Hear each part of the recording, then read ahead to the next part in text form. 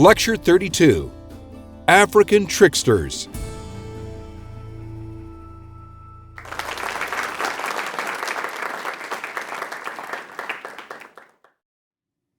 In our last lecture, we looked at Native American tricksters, especially Iktomi or spider, raven, and coyote.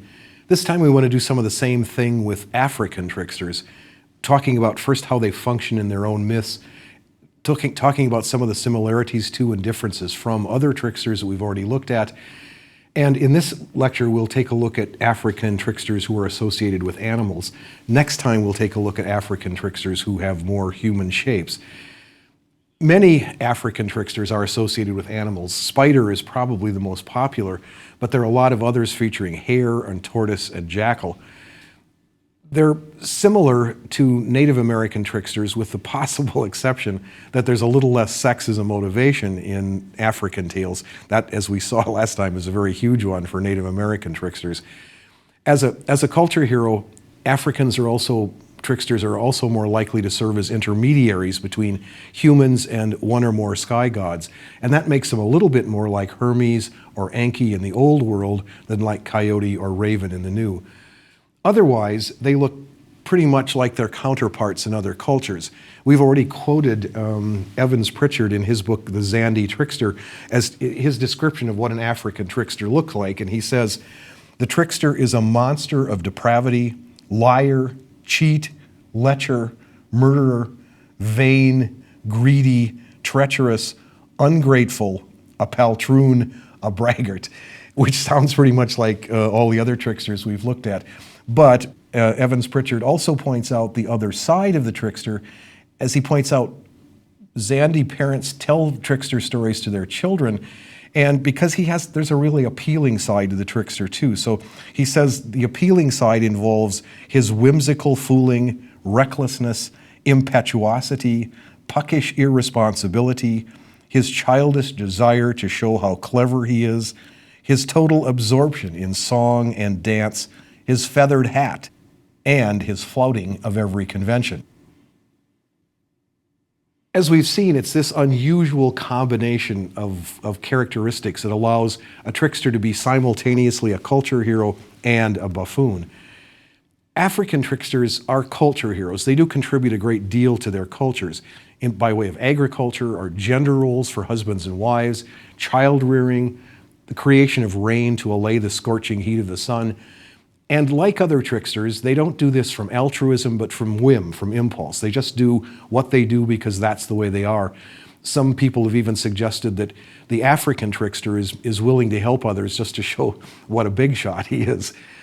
Christopher Vexey, in an essay called "The Exception Who Proves the Rules," and he's talking about Anansi, the Akan trickster, sees another function of the African trickster tales, which are probably present in the other ones, but seem especially noticeable in Africa. What he says is that the trickster validates religious, social, and moral concepts by drawing attention to them as he breaks them. By breaking cultural rules, the trickster helps to define them. By acting irresponsibly, he defines what responsibility looks like. He calls attention, as all tricksters do, to those boundaries between culture and nature, between right and wrong, by crossing them.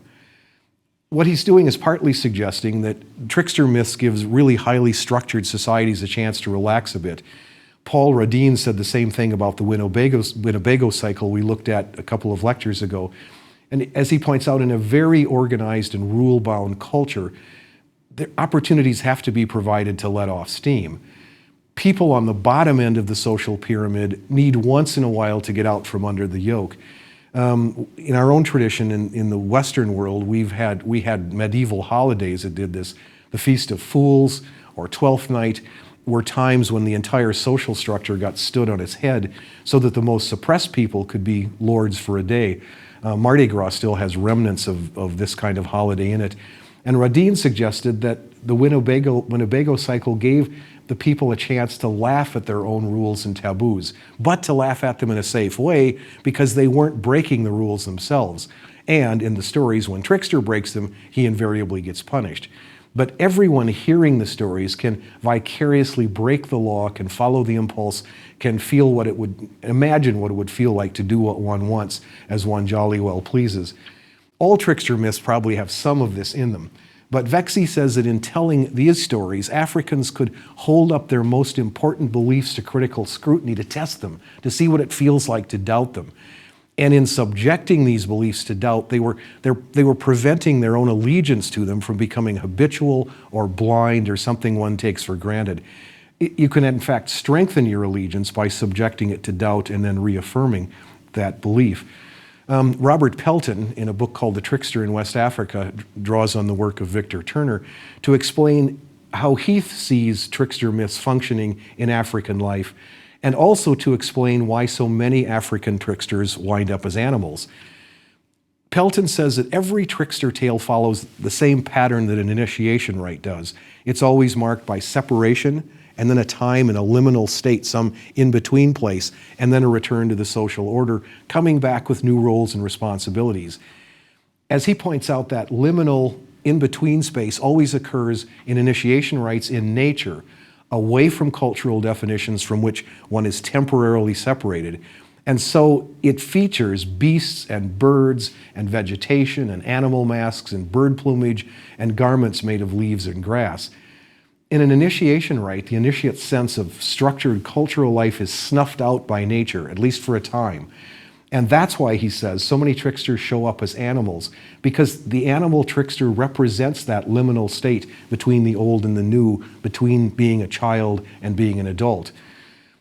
Anansi, in his myths, can change his body at will, and since he's always outside the structured world of society, he can break rules, he can disregard truth, he can show off, he can disregard sacred power altogether.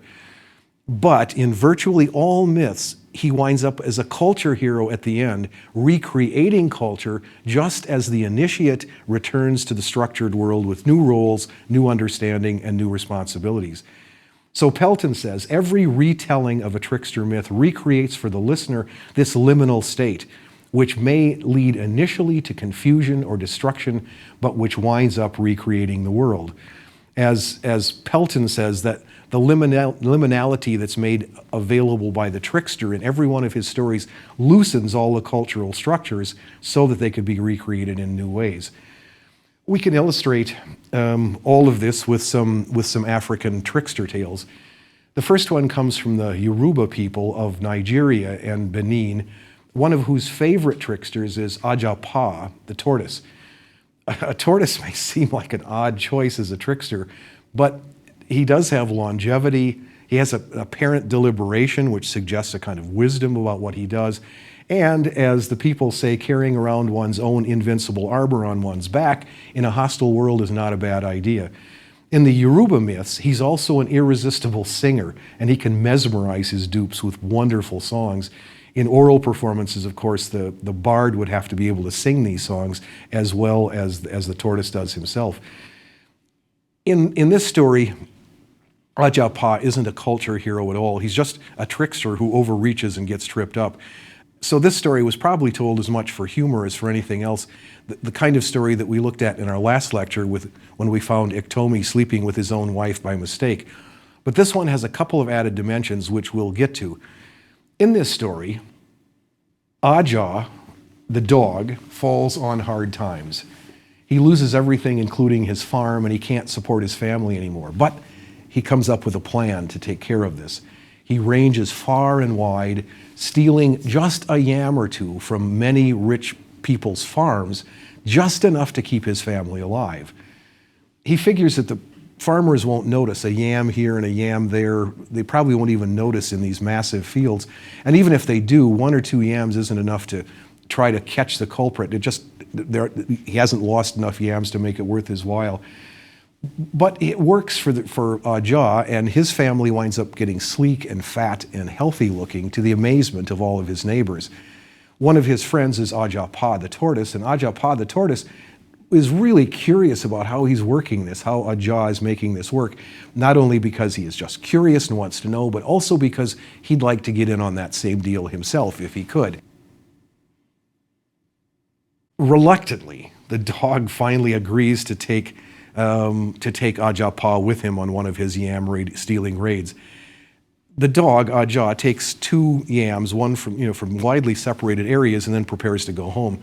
But Ajah Pa digs up an enormous quantity, arguing that a theft is a theft, whether it's 1 yam or 20. Ajah starts getting nervous. He figures that owner is going to notice a large number of yams missing and will look for the thief, since the number has reached some kind of critical level. So he tries to leave with his 2 yams, but Ajah Pa calls him back with one of his irresistible songs. And he also reminds the dog that if he's caught, he'll squeal, and that both of them will get in big trouble. He's more and more nervous now. Ajah comes back, helps the tortoise to load an immense pile of yams on his back, and then he takes off, leaving Ajah Pa to get away on his own. Well, the inevitable happens. Loaded down with all these yams and slow enough to begin with, Ajah Pa can barely move, and he gets caught by the farmer, and he gets hauled before the chief for judgment. Once he's cornered, Ajah Pa says that Ajah had told him the field was his and offered him the yams as an act of friendship. So the chief has to send for Ajah to see what his story is. Ajah knows his friend and knows that his friend will squeal on him, so he's prepared. He has his wife rub him down with oil so that he looks like he's sweating profusely. He wraps up in a cover in front of a roaring fire, and he looks very, very ill when the police arrive. His wife says he's been like this for days, unable even to move. He's also put a raw egg in each cheek, and when the officers kneel down to ask how he's doing, he breaks one and then spews it in their faces. They think that it's vomit, and they're disgusted, and they stop their interrogation and simply wrap him up and haul him off to the chief. There he repeats the performance with the other egg in the chief's house, and the entire court, watching this spectacle, is convinced that he's too sick to have done any of the things Ajah Pa accused him of. Ajah Pa is banished, Ajah is sent home, and with reminders to take good care of himself. The final sentence in the telling of this story reports that thus did Ajah Pa pay for his greed and ingratitude. That seems simple, like an Aesop's fable with a moral that we can carry off with us. But the editor of this story says that nothing is that simple with the Yoruba. They live in a hostile world, and they have great respect for resourcefulness, which Ajah Pa has in abundance. But he's like so many tricksters, he always carries his schemes beyond the point of need, and in doing so, he trips himself up. There's in fact a Yoruba proverb that says once when Ajah Pa sets out on a journey, he's asked when he will return, and he says, "Not until I've disgraced myself," which is one of the stories that we tell about tricksters all over the place. So while the Yoruba admire resourcefulness, they disapprove of his duplicity and his lack of concern for reciprocity. In this story, had he simply settled for a couple of yams, he could have taken care of his own immediate needs while respecting the safety of his friends. The next 3 stories are about Anansi, and they're slightly more complicated, involving the trickster not just as a buffoon, but also as a culture hero. The first one is an Ashanti story from Ghana. Anansi goes to the sky god and he asks to buy all of the sky god's stories. He wants to appropriate the stories for himself. He wants the stories to be told about himself. The sky god says they're not for sale. But Anansi keeps insisting and insisting and insisting, and finally the sky god says, "Okay, I'll give you the stories if you bring me 4 things. The python, the leopard, the hornets, and the fairy." These seem like impossible tasks, and I think the sky god probably intended them to be impossible, figuring that way his stories would be safe. But the trickster goes home, Anansi goes home, and then tries to figure out how he can do these things. You'll read the story yourself and you'll see how he manages to get the leopard and how he gets the hornets into custody. But let me tell you how he gets the python. This is a good trickster story. He gets a long pole, and then he and his wife carry the pole down toward where the python lives, arguing very loudly with each other. "He's longer than that." "No, he's not." "He is too." "He's shorter than that." "No, he's not. He's longer." And arguing loudly enough that the python eventually hears. Well, he's supposed to hear. That was part of the plan. The python says, "What are you two arguing about?" And they said, "We're trying to decide whether you or this pole is longer." And the python said, "We can settle that. I'll just stretch out next to the pole and you can measure us." And so Anansi says that would be really wonderful. So as soon as the python stretches out, Anansi ties him to the pole with a creeper, and presto, he's got one of his gifts that he can take to the sky god in exchange for all those stories. The fairy, the way he catches the fairy is another story that should sound a little bit familiar to us. He makes a doll who's holding a bowl of yam paste, and then he covers the doll with a sticky fluid from a tree. He ties a string around the doll, runs the string into hiding, and he holds the other end of it. And then he puts the doll out where the fairies come to play. When the fairies show up, one of them asks if she can have some of that yam paste. Anansi pulls the string so the doll shakes its head yes. The fairy finishes eating and says thank you. The doll doesn't respond. The fairy says something else. The doll doesn't respond. This goes on 2 or 3 times until finally the fairy says, this is impolite. And she says, if you don't answer me, I'm going to have to smack you. No answer. She smacks the doll in the mouth and her hand sticks. She hits the doll with her other hand and her other hand sticks. She kicks the doll and her feet stick, and in her stomach until she's finally caught absolutely fast on this sticky doll. Anansi then carries the doll and the fairy off to the sky, and he's delivered another one of the tasks. As we recognize this, of course, this is a very early version of Brer Rabbit and the Tar Baby story. We've run across another version of this in Lecture 25 when we had the story of Buddha and the ogre Sticky Hair.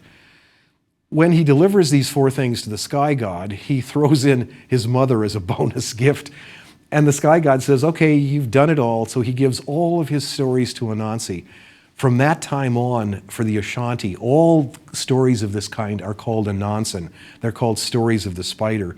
And this reminds us again that one of the things that is true of tricksters everywhere is they're good with language. They can tell stories well. They can manipulate language. That's always one of the gifts of the trickster. We remember Hermes being able to do that in his stories. And this story explains, at least in part, how the trickster acquires this skill, or at least how all good stories in the world are called Anansan, are about Anansi. The next story includes motifs that we've had before in our creation myths. This one begins with the sky god, Woolbury, lying on top of Mother Earth, so closely that there isn't room for any of the children to move around. Woolbury is forced eventually to retreat to where the sky is now, separation of earth and sky. We remember this motif from the first unit. And we've been through some of the reasons given for why he retreats to the sky. In one of them, an old woman who makes foo-foo outside her hut every night keeps bumping into him with her pestle. In another one, people keep wiping their hands on the sky because it's so handy. When their hands get dirty, they use it like a towel. In another one, his eyes are always burning from the smoke from cooking fires. And in another one, there's the one about the old woman who cuts a piece of sky out every night and drops it into her soup. It adds a certain extra flavor to her soup. So he moves away, and when he moves away, now sky and earth are separated. And he makes Anansi his captain of the guard in his new location in the sky. One day, Anansi asks Woolbury for an ear of corn, and Woolbury says, why do you want the ear of corn? And he said, I will take that ear of corn to Earth, and I will bring you back 100 slaves in exchange for that ear of corn. Woolbury says, that's impossible, that's preposterous. It can't happen.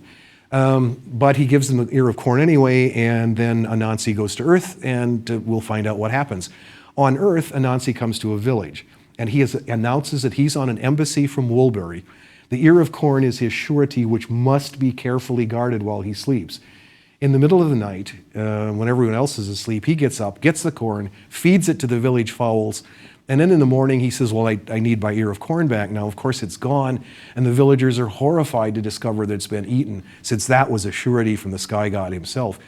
They give him a great basket of corn to replace what's been lost to avoid getting in trouble with Woolbury. On the road the next day, he exchanges that basket of corn for a live fowl, which is a good exchange for the stranger, but Anansi has uses for this fowl. That night, when he comes to the village, he tells the same story, but this time he says the fowl is the surety from Woolbury and needs to be guarded. It's guarded carefully, but in the middle of the night again, he wakes up, sneaks out, kills the fowl, and in addition smears the chief's doorpost with blood. Big panic in the village the next morning again, because now once again the surety from Woolbury has been lost. So what they do is to say how sorry they are, they exchange 10 sheep for his lost chicken. That day, he comes across a funeral procession bringing the body of a young man back to his home village for burial, and he trades the 10 sheep for the corpse of the young man. Then he brings the young man to the village, to another village where he'll stay that night, tells them that the young man is a sound sleeper, he's just sleeping.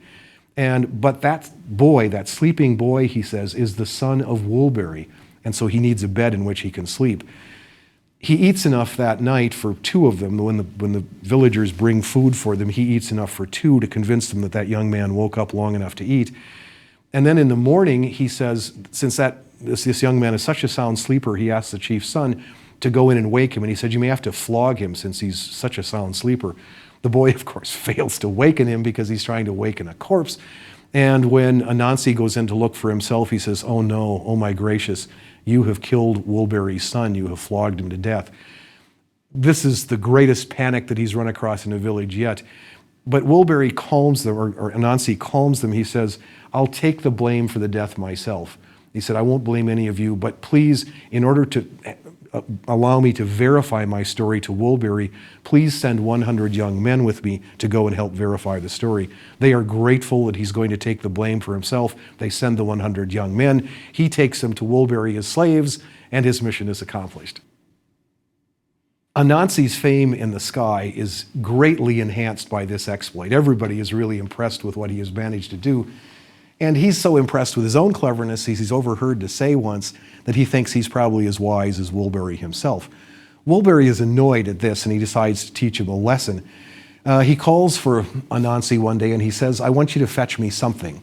And Anansi says, okay, what do you want me to fetch? And he says, no, I'm not going to tell you what it is. You have to figure out for yourself what that something is. If you're so smart, you should be able to figure out for yourself what it is. Well, he's initially stymied. How are you going to figure out what the sky god wants?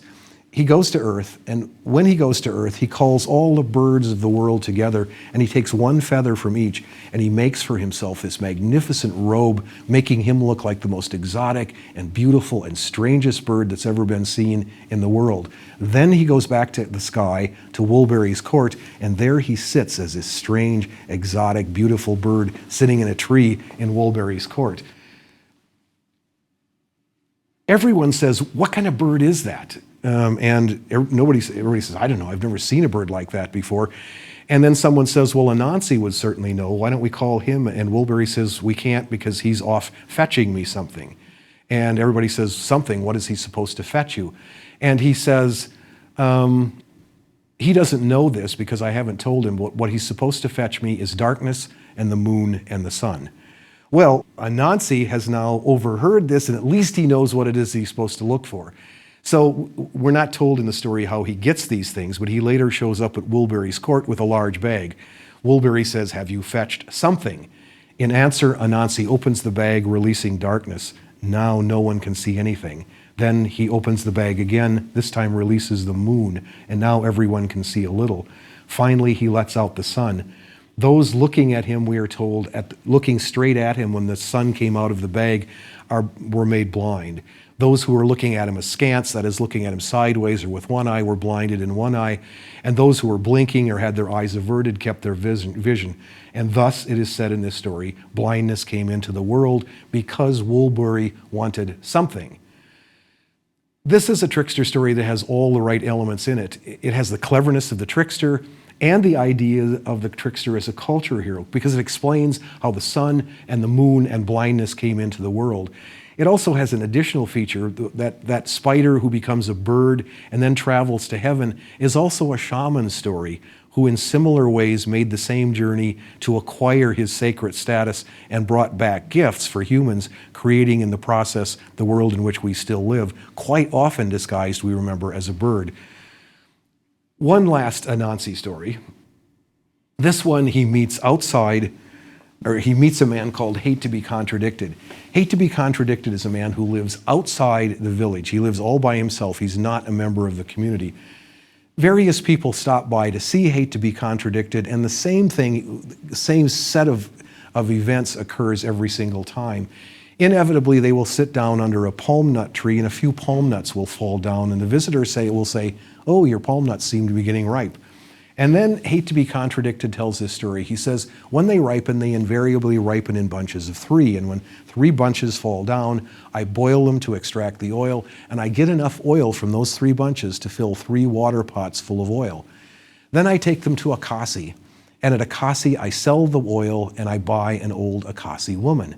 I bring her home with me, and when I bring her home, she gives birth to my grandmother, who then gives birth to my mother, who then gives birth to me, and when she gives birth to me, I'm already standing here. Well, that story is full of enough impossibilities that the visitor is always impelled to say something like, you must be mistaken, or you must have some details wrong, or less courteously, you lie. At which point, Hate to Be Contradicted rises up and kills the visitor. Eventually, Anansi goes to visit this Hate to Be Contradicted himself. The same things happen the way they always do. Anansi says, after listening to that long story, he says, well, it sounds plausible to me. He says, on my own farm, he said, I have okra plants that grow so high that I have to hook 77 poles together to harvest them. And when I can't reach them, even with 77 poles, I use my penis to pluck them down. Hate to Be Contradicted says, I'd like to see that. Anansi said, well, come and see me tomorrow. I'm going to harvest some okra tomorrow. I'll show you. On the way home, Anansi chews pine nuts, which make your spit red, and he leaves red spit marks all the way along the path. When he gets home, he tells his children that when a man comes to visit tomorrow, that they should tell him that he broke his penis in 7 places, and he's at the blacksmith's now having it repaired. So Hate to Be Contradicted shows up the next day, and the children tell him what they've been told to say. He says, where's your mother? And the children say, well, she's at the stream. Yesterday she dropped her water pot, which will break if it hits the ground. Yesterday, however, she didn't have time to catch it before it hit the ground, so she's going back to finish the job today and save the water pot.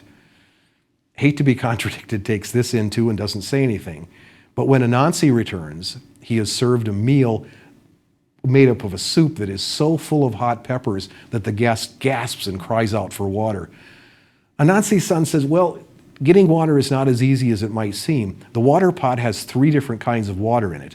On the very top of the water pot is my father's water. In the middle is the water of my father's co-wife. And on the bottom is our mother's. Now, if we get water for you, we have to make sure we get it from the bottom of the jar from our mother's water, or else there'll be a huge fracas in the village. Hate to Be Contradicted at that point can't stand it anymore. He said, you little brat, you lie. And then Anansi and the children rise up, kill their guest, cut him into little pieces, and scatter him all over the village. Which is why persons who hate to be contradicted are now all over the village. This one turns out to be a really rich trickster story. It shows the kinds of disturbances, the kind of problems that Trickster brings into a stable community. Trickster himself, as we've seen, is always an ambiguous character. He's a trickster and a fool. He's a maker and destroyer. He's wily and stupid. He's subtle and gross. He's the sky's accomplice and the sky's rival. Here, the trickster, Pelton says, the trickster really provides a basic shape of human life, a real culture hero. Hate to Be Contradicted lives in isolation, away from all other people. He rejects all overtures of community, refuses all biological and social necessity. In this story, Anansi is at home with his family and with the forces of nature. He defeats Hate to Be Contradicted by insisting that even the water in his water pot is socially organized. In this way, Anansi brings contradiction into human life. And that's metaphorically clear when he takes the body of Hate to Be Contradicted and scatters it all over the village and all over the world. Contradiction and disorder and opposition and disruption are always the gifts that Trickster brings to a settled community. His job, living on the borders and the edges, is to bring something from outside to the inside, something from that garbage heap or dustbin into a stable community, and it always unsettles that community, which is then forced to recreate itself in new ways. Here, in this story, he brings a character from outside the village into it and then scatters him through the village. The community will never be the same. Now it's going to be full of contradictions, the kind of contradictions Trickster always introduces, and the community will have to recreate itself around this new item. This is, of course, an aspect of the trickster we've been dealing with in the last 4 lectures, and we'll continue to look at this one in more detail next time when we focus on some important African tricksters who appear not as animals, but as human-like creatures, even gods. And we'll also try to see further why this character, who so disturbs and messes up our lives, should be so revered and treated as such a hero by so many different cultures and peoples of the world. That will keep going on next time.